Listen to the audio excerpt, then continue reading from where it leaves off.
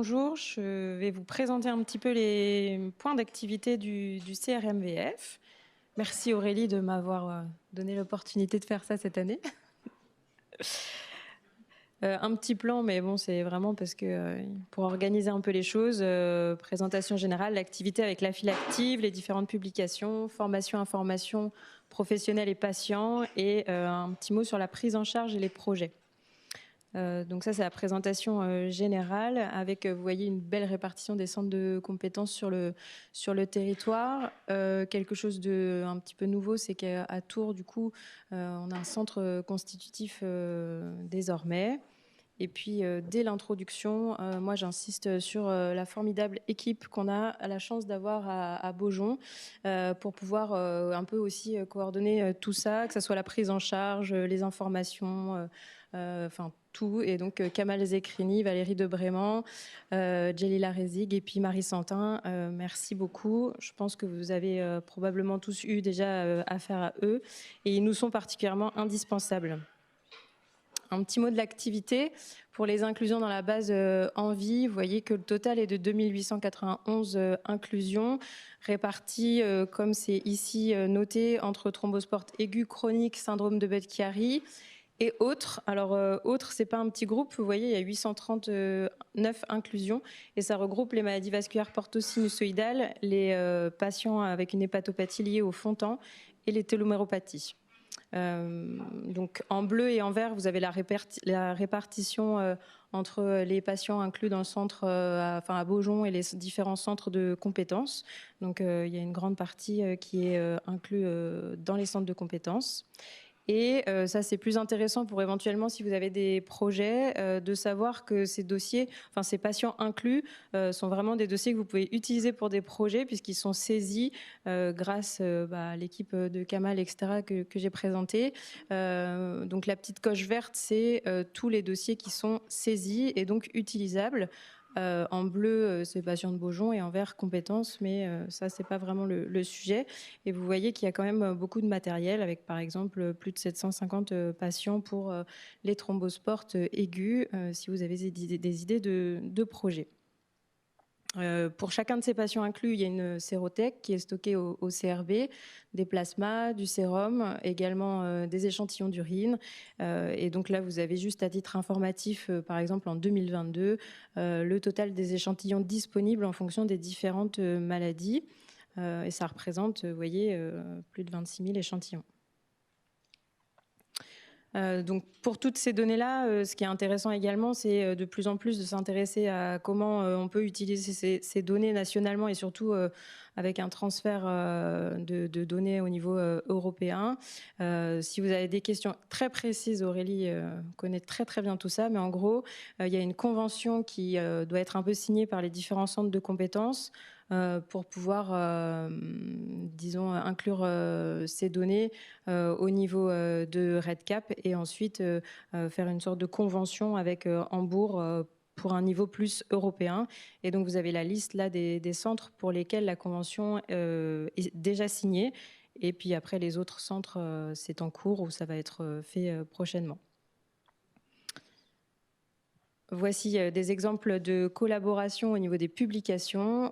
Donc là, c'est au niveau national, enfin un petit peu plus national. Enfin, il y a aussi un peu européenne, mais majoritairement nationale, on va dire. Donc deux exemples d'articles originaux. Le premier qui est paru dans Hépatologie donc cette année, avec Sabrina Sidali en premier auteur, sur les téloméropathies. Et puis Aurélie en parlera peut-être un peu plus longuement après, sur les thromboses et le Covid, mais ça c'est un autre exemple de collaboration qui ont amené à une publication d'article original.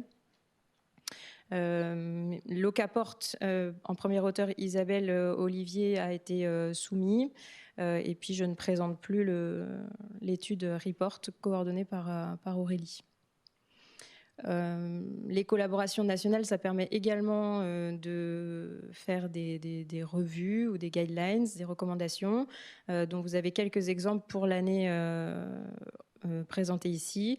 Et donc, je fais un petit peu de publication pour les recotips. Je ne sais pas si Christophe est déjà dans la salle. Non, je sais pas. Avec le QR code. Donc, il y a des recommandations qui viennent de sortir sur les indications et les modalités du TIPS avec page 49, le chapitre pour les maladies vasculaires. Voilà. QR code 49, voilà, c'est bon. Ensuite, au niveau toujours européen, des exemples d'articles originaux et de guidelines. Un papier dans la maladie vasculaire porto-sinusoïdale et la transplantation hépatique. Et puis, très récemment, un position paper de l'EASL réalisé avec notamment Madrid et puis plusieurs équipes européennes. Qui, je pense, est un des premiers papiers qui vont un petit peu permettre de codifier ce qu'on sait, en tout cas actuellement, sur les patients avec une hépatopathie liée à une chirurgie de Fontan dans l'enfance. Concernant les formations, donc on en a parlé, il y a des position papers, etc., qui sont rédigés régulièrement. Et puis le site de l'ERN permet d'avoir beaucoup de supports d'information. Je vous ai rappelé ici le mail, enfin pas le mail, le site, pardon, pour y accéder. Régulièrement, il y a des webinars qui permettent d'avoir des informations sur les différentes maladies vasculaires. Et puis, à titre d'exemple, il y a également eu 2 meetings où beaucoup ont pu participer. Donc, c'est des meetings qui ont en partie été financés grâce à l'ERN. Donc ça peut être intéressant de savoir que l'ERN peut partiellement financer ce genre de projet si vous avez ce type de projet. Et donc, les exemples, c'est novembre 2022, le PVT Meeting à Paris, avec la jolie photo en dessous, et puis à Padoue en juillet, avec différents confrères européens. Pour les patients, il y a également plusieurs supports. Les sites ERN, Filfoy, de la MVF et de la PHP permettent d'avoir beaucoup d'informations pour les patients. En tout cas, à Beaujon, on met les 2 lignes bleues là, qui rappellent les sites, on les met sur nos comptes rendus pour les patients à la fin. Ça leur permet de pouvoir accéder facilement en fait, à de l'information et de promouvoir un peu tous ces supports. Il y a également des vidéos, par exemple une vidéo sur la maladie vasculaire porto-sinusoïdale qui a été réalisée pour expliquer cette maladie aux patients. Également des vidéos d'annonces diagnostiques. Et enfin, le jeu qui a été réalisé en lien avec l'ETP qui est réalisé sur les AVK à Beaujon. Ils se sont rendus compte qu'il y avait quand même beaucoup de jeunes qui n'accédaient pas trop à ces ETP, d'où l'idée de réaliser ce jeu. Il était une fois qu'on vous avait présenté aux Journées Filfoy l'année dernière.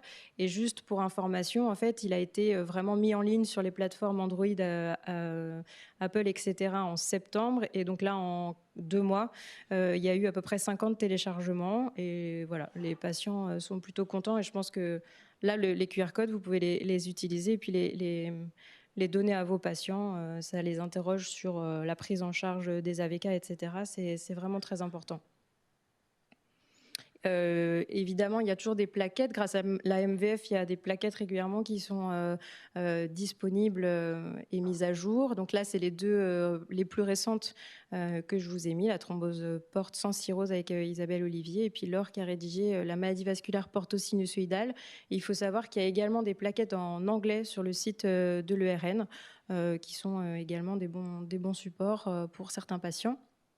Et enfin, on a réalisé des podcasts sur une chaîne YouTube qui s'appelle Rare à l'écoute. Et donc, vous pouvez regarder, il y a pas mal d'épisodes sur les maladies vasculaires qui ont été faits. Et ça peut être un support supplémentaire pour les patients.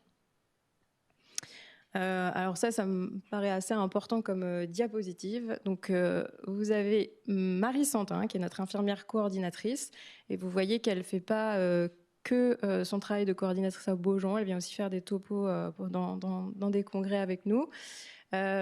L'idée, c'est que grâce à l'organisation qu'on a dans le service, on essaye de proposer au maximum une sorte de décentralisation. On peut vous proposer pour les patients chez qui il y a un avis ponctuel à donner, voilà, un avis avec éventuellement un geste derrière. Il n'y a pas toujours un geste, mais en tout cas un bilan une hospitalisation en hôpital de jour, en hôpital de semaine, avec, on peut toujours s'améliorer, mais tant que possible, des comptes rendus détaillés et qui vous sont retransmis après. Il y a également des RCP ROFIM qui sont réalisés très régulièrement.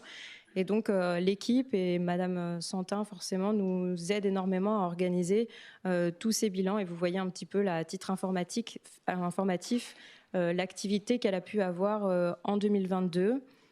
Vous pouvez la contacter sur le mail que j'ai rappelé en dessous de la photo. Et une dernière petite chose, on a un outil qu'on utilise régulièrement, c'est un Word avec le bilan de thrombose assez exhaustif qu'on fait systématiquement pour nos patients, qu'on essaye de réactualiser régulièrement et qu'on va mettre en ligne prochainement pour que tout le monde puisse l'utiliser et vérifier que le bilan de thrombose pour son patient est exhaustif, en tout cas tant que possible. Pour la conclusion, je vais finir par finalement les projets à venir, les perspectives. En ce qui concerne tout d'abord la prise en charge des patients et la collaboration entre les patients et les soignants, l'idée pour les années à venir, c'est de promouvoir et développer les infirmières de pratique avancée dans les maladies rares du foie. Liliane et Aurélie ont fait des formations partenariats pour pouvoir et Delphine, pardon, il faut le dire si vous avez participé, pour pouvoir organiser des webinars pour les patients.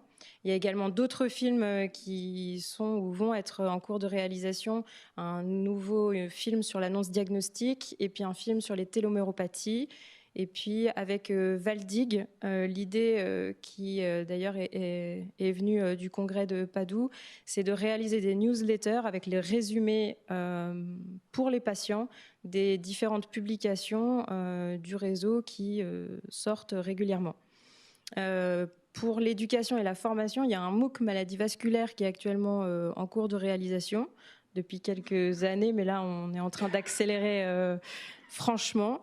Le docteur Teresa Antonini est en train de coordonner la réalisation d'un DU maladie rare. Et puis les webinars avec le RN se poursuivent à viser des professionnels et continuent.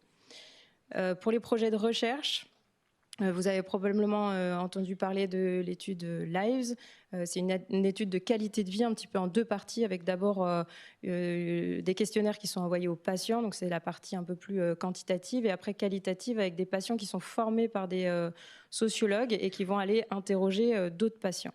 Donc ça, c'est une étude qui est en cours avec pas mal de patients qui vont être inclus du centre de référence et de compétences également. APIS, je ne vous le présente pas, mais c'est pour vous dire qu'il va y avoir des études ancillaires qui vont découler de ce PHRC et je pense que vous en entendrez parler cet après-midi. Je vous parle de Vastamed qui vient de passer la première, le premier tour en tout cas la lettre d'intention, elle vient d'être acceptée. Ça serait un projet sur les maladies vasculaires portosinusoïdales chez qui on donnerait de la simvastatine et de la metformine. Et l'idée, c'est que ce premier PHRC interrégional donne lieu ensuite à plutôt un projet national. Et on vous sollicitera très prochainement pour avoir votre avis justement sur ce sujet avant le deuxième tour après la lettre d'intention. Et pour terminer, donc des PNDS, Position Paper et Guidelines à venir. Dans la suite des recommandations TIPS avec l'AFEF, un papier sur TIPS et maladies vasculaires du foie. Les Guidelines maladies vasculaires EASL qui sont actuellement en cours d'organisation et de rédaction. Un papier Valdig téloméropathie et puis maladies vasculaires du foie chez l'enfant au niveau européen. Voilà.